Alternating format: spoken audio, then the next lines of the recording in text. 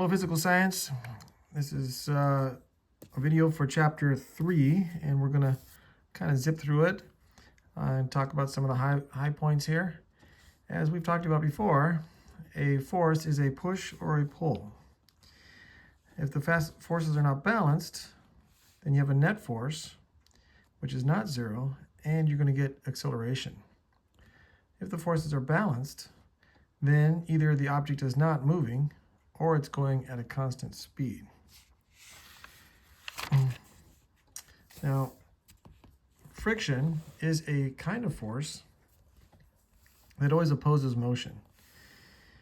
Now, there's little things called micro welds that matter actually welds itself together. That helps create the friction.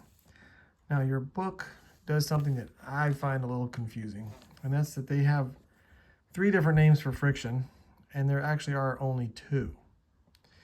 The first one is called static friction. That is friction where the object is not moving. So, for example, this ball, it's just sitting there. If I try to slide it, it will have friction that keeps it from going. Same thing with here, this piece of wood. If I try to push it, if it's just sitting there, there's a friction that keeps it from moving. Now, we could also still have friction when we're sliding. So this object, when I push it, it's still resisting the motion, and that friction is caused by sliding.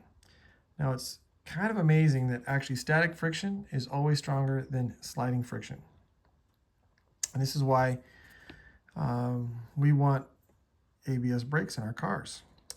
And this is where it gets a little confusing because they want to talk about rolling friction. Well, rolling friction is really sliding friction. I'm sorry, back up. Rolling friction is really static friction. And here's how come. You see, when an object is rolling, it's actually making contact with the surface, and it's not sliding as it's rolling. It's static friction at the bottom of the ball or the wheel. It's static friction. Now, if we were to take that ball or wheel and slide it, now it would be sliding friction. So maybe you've been riding your bike and you're rolling along, rolling friction or static friction. Same thing. And then you hit the brakes and then the wheel doesn't turn anymore and you just continue to slide. Now that's sliding friction. The important thing when it comes to stopping is that actually it's better to stop using static friction and not sliding friction. So with cars, what they want to do is, if you want to come to a stop fast, you put on the brakes as hard as you can, but it still wants to turn. If it starts to slide, the computer in the car will let it come off the brakes a little bit and start to let it turn some more before it exerts the brakes again, so it does not slide. That's the difference between what they're calling rolling friction, which is really a special kind of static friction, because the wheel is still rolling and it's not skidding. If we have any skidding, then it's sliding friction. All right. Gravity. Gravity is that attractive force that we don't really understand why, but it's attracted to, any object is attracted to another object. You're attracted to your classmates by this force due to gravity. And there's this big equation, which in my book got a little bit messed up. There should be a R down here for resistance squared. I'm sorry, not resistance, radius squared on the bottom. And this is a gravitational constant. And by doing that with 2 masses, we can figure out what the force due to gravity is. Moving on, weight.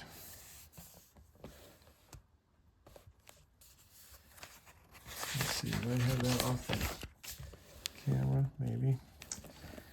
Not too worried about that one, but force due to gravity is weight. And so we have this equation, force equals mass times g, which is acceleration due to gravity, which we're going to see in a minute could be replaced with an a. And on Earth, that number is 9.8. And so we know that that's always the case. If we go to the moon, that number will change for here, and we'll have a different force due to gravity.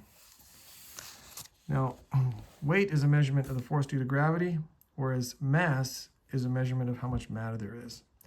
If you want to change your weight, you can go to the moon. If you want to change your mass, why you have to get doing some exercise or eat more to change your mass. Now, this is where we get into the Newton's laws of motion. He has 3 of them. The first one can be said in one word, inertia. But you need to know what inertia means. It is the tendency of an object to resist a change in motion. I like to say it that things like to keep doing what they're already doing. If they're stopped, they want to stay stopped. If they're moving, they want to keep on moving. So Newton's first law can be said in one word, inertia. Now, his second law can be said in even less letters. It can be said in 3 letters. Now, I prefer that they don't write it this way. I would much prefer that they wrote it this way. And so I see it that this is really the best expression of Newton's second law. F equals ma, or force equals mass times acceleration. Now, we just saw that equation a minute ago. When it's on Earth, we can sometimes put a G here just to make sure we're always talking about 9.81. But we can put an A here, and we just know that's 9.81. It is the same equation. It's Newton's second law. So you can and you will do some calculations based on those 3 things. And he has a third law. Third law is that when one object exerts a force on a second object, the second object exerts the force on the first is equal to its strength to opposite in direction. So here's a picture of 2 ice skaters.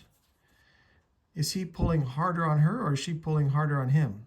Well, it turns out they're pulling just as hard on each other. The forces are equal and opposite. If we were to put a scale in between them, it would measure the same force. Another way to think about it is if we were to have somebody a little different than what they're trying to illustrate in this picture, but let's say that someone was on a scale right here. Would they be pushing harder down on the earth, or the earth pushing harder up on them? Turns out it would be equal and opposite in direction. So those are the 3 laws. Newton's first, second, and third law. Here we see some application of these laws. Again, the same equation. Now, air resistance. When things fall, they always go faster and faster, like in this example. But if there's no air to resist it, you'll see that the feather will fall just as fast as the ball. In this picture, as it was taken, these objects were falling, and there was no air to slow them down. Had there been air, the feather would have not been lined up as the picture was taken. Terminal velocity. This is the idea that as you keep falling, eventually you won't fall any faster. And you could demonstrate this by taking a piece of paper and wadding it up and have another piece of paper that is flat. Which one would fall faster? Well, the wadded up one will have a faster terminal velocity than the flat one.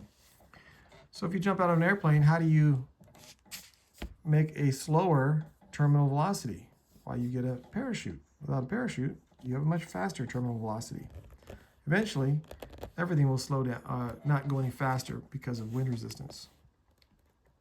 The word free fall is just talking about falling, and gravity is the reason why you are falling.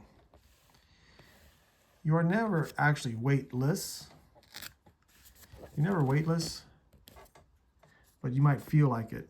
Like if you were to jump out of an airplane or you jump up and down, for a moment you feel weightless.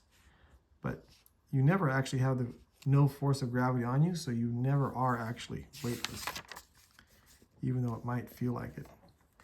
Centripetal force is a force that's created because of an object that is spinning. So these people are being held.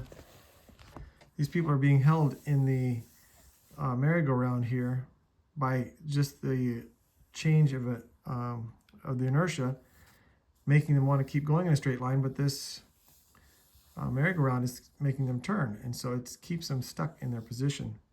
And that force, in this case, is centripetal force. Lots of reasons can be for it. Friction can provide it, like a car going down the road.